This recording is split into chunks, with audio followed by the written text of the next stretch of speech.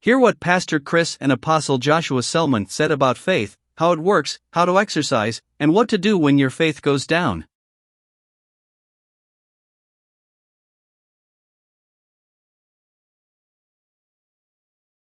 The Bible says whenever you get to a state where your faith is having a problem, don't go around discussing with people. Get to the secret place and pray.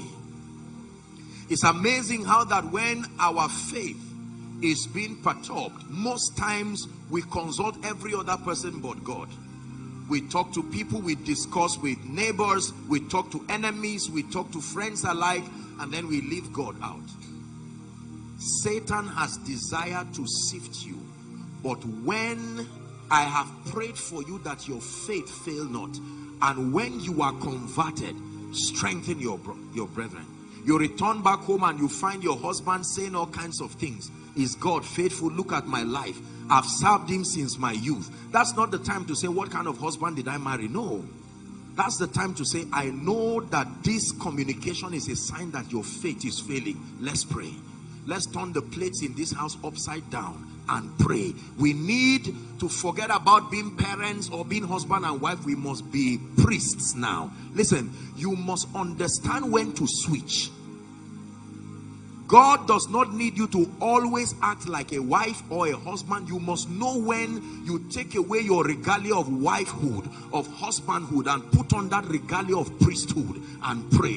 When things are going wrong in your house, you don't just say, well, it's the way Nigeria is. There are times you need to say, no, no, no. My father and my mother have been in peace for 35 years. It is not at their 36th year of marriage that things will go haywire. And you go back and begin to pray.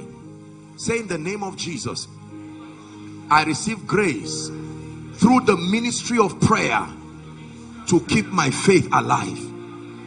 One of the ways that we culture our faith is to culture our eyes and our ears. Now, this is a message especially that our generation of young people do not want to hear.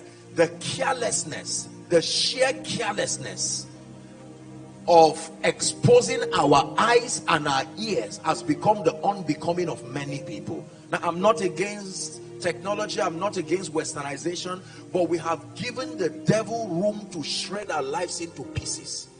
We watch everything, we hear everything. You leave home in peace and return back something else because you were exposed to an information. Remember, when God came to Adam in the Garden of Eden, the Bible says he heard the voice of God in the cool of the day, and he said, Adam, where are you? And Adam said, I heard your voice and I hid because I was naked. Next question, who told you? You have outsourced information from another agency that is not me.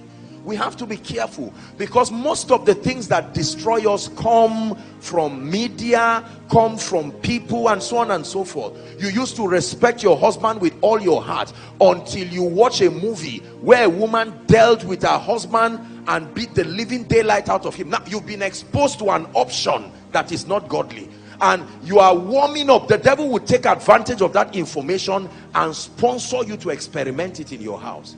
Somebody shout, no way. Guard your heart, he says, with all diligence. Culture your ears, culture your eyes. It's an unpopular strategy, but this is how kings are made. Hallelujah. And as we do this, let me request that in the name of Jesus, we must sustain the grace to help our children, especially our children who are growing. Don't say they are technological. Some of these are little ones. I'm happy seeing them in church. It's important. We cannot just allow them to watch and know and hear careless things. They ask you questions as a parent that you cannot sleep. Say, it's all right, it's just the way they are taught in school. No, sir. No, sir. No, sir. Out of it proceeds the issues of life. Are we together? You don't like what I'm saying? Please listen, no, because it's a very, very serious issue. Most of us continue to provide the tools that Satan will use to destroy us. There is a level of spiritual innocence that your mind must have, and it cripples Satan, because the tools he will use to suggest things is not there. You have cultured your mind with the word of God. It will be difficult for him to use the word of God to kill you. But when our minds have been poisoned when there is already a platform that sponsors bitterness and hatred, it's easy for Satan to tell you something and you believe. Why? Because your heart has already assumed that posture. I have prayed for you that your faith fail not. Here is what Pastor Chris also says about faith. Faith remains unshakable irrespective of circumstances. As long as you're thinking, I've been declaring that I have this thing, it hasn't come. Oh Lord, I've been declaring, and then you get under pressure, you're not in faith. You're thinking that the constant repetition of your confession is what faith is.